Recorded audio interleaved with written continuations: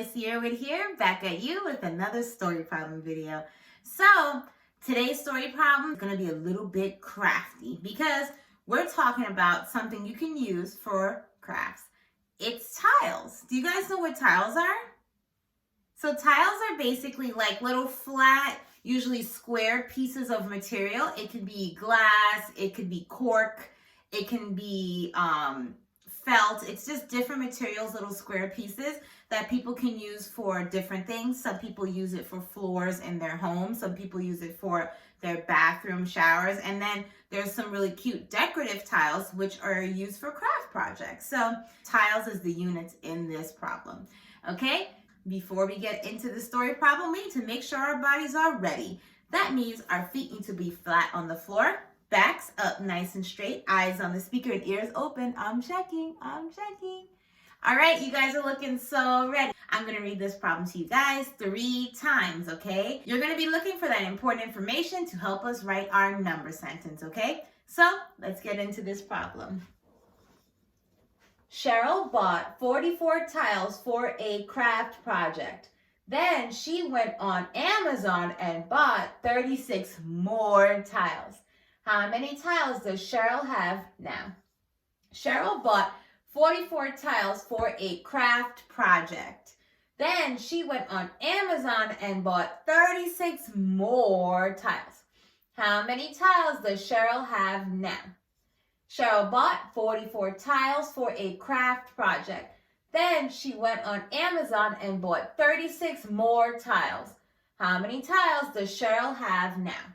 All right, guys, so we're going to go through this problem and circle the numbers and underline the important words, okay? Cheryl bought 44 tiles for a craft project. So what are we going to be doing here? Yes, so we're going to be circling the 44 and then underlining tiles because tiles is our units, okay? So when we have that 44, we're going to bring it on down here. Start our number sentence. Great.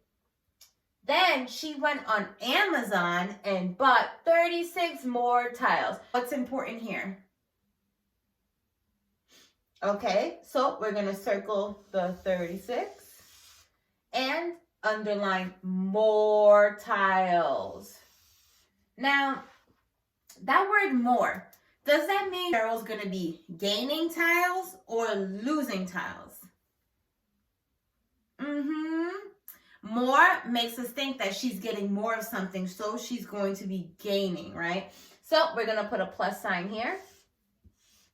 And then we know she's gaining 36 more tiles. Let's keep reading. How many tiles does Cheryl have now? What's important here? Good, the how many tiles. Perfect. Okay, so we're going to put equal. And then what are we going to draw to show our unknown? That's right, we're going to draw a box. So here is our box. Okay, we need to label our number sentence. What do we know about parts and wholes? Yes, part plus part equal whole. Awesome. So let's start with our whole. What's going to be our whole in this problem? Yes, our whole is going to be where the box is. Great. So 44 and 36 are the parts. So P and P. Great. So I want to know what strategy are we going to be using? Are we going to use counting on, which is an addition strategy, or counting back, which is a subtraction strategy? What do you think? Yes, that's right. We're going to be doing counting on because we are doing addition. Perfect. Now, when we're doing counting on, we're going to do our first strategy, which is going to be the base 10 strategy. So like I always say, if you need to do a tens and ones chart to help you figure out how many strips and how many singles you're drawing, totally do that, okay? So I'm going to do it over here in this corner. Just a little skinny one. So now, we're going to put the number 44 in here. Great. How many tens are in 44? Take a look at the T and go down. Good. 4. So we're going to draw 4 strips. 1, 2, 3, and 4. Now, how many singles do we need to draw? To do that, or to tell that, we need to take a look at the ones. Now, how many ones do we have over here in this column? Good, 4 ones. So we have 1, 2, 3, and 4. Great. We need to label inside of our strips and inside of our singles, okay? So we know that there's how many ones in each and every single strip? Good, there's 10. So we're going to write our 10s here. And then we just have to count the circles, counting by 1. So we have 1, 2, 3, and 4. Perfect. Let's double check this right now. So we're going to be starting here with our strips, counting by 10s. Count with me. 10, 20, 30, and 40. Great. So we have 40. Now we have to switch count to counting by 1. 41, 42, 43, and 44. Great. So the 44 here matches the 44 here. Perfect. Now we're going to do a plus sign. And let's do 36. We're going to put this in our 10s and 1s chart. Like I said, do it if you need to. So we put 36 here. How many 10s are in 36? Yes, 3 10s. So we got 1, 2, and 3. Good. Okay, great. So let's look at our 10s and 1s chart. Now, how many 1s do we need to draw? Yes, we're going to draw 6 singles. There's 6 1s. 1, 2, 3, 4, 5, and 6. Perfect. So now we know that there are how many 1s in each and every single strip of 10? Good. There's 10. So we're going to write our 10s here. And then we're going to count by 1s here for the circles or the singles. We have 1, 2, 3, 4, 5, and 6. Perfect. So next up, we just have to double check that this is 36, that matches with that. So looking down here, what are we going to be writing?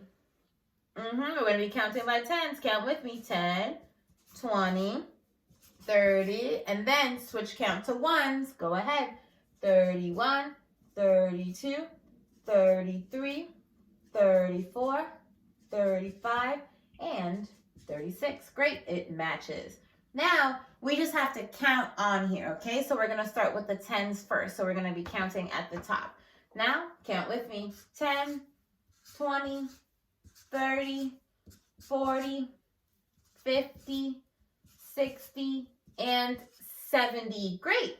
So next up, we just have to count the singles or the ones. So after 70 comes what? Counting by 1s. 71, 72, 73, 74, 75, 76, 77, 78, 79, and 80. Okay, perfect. So 44 plus 36 is 80. 80 tiles.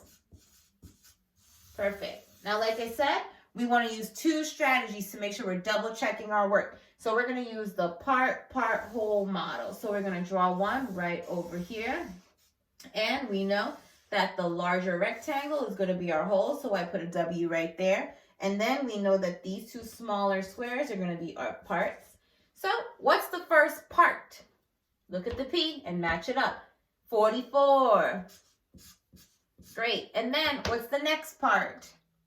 36. And then what was our whole? What did we find out our whole to be? 80. Awesome. All right, scholars. So we are all done here. Now it's your turn for your own story problem. Do the story problem, send it into your teachers. We will give you feedback. And until next time, goodbye.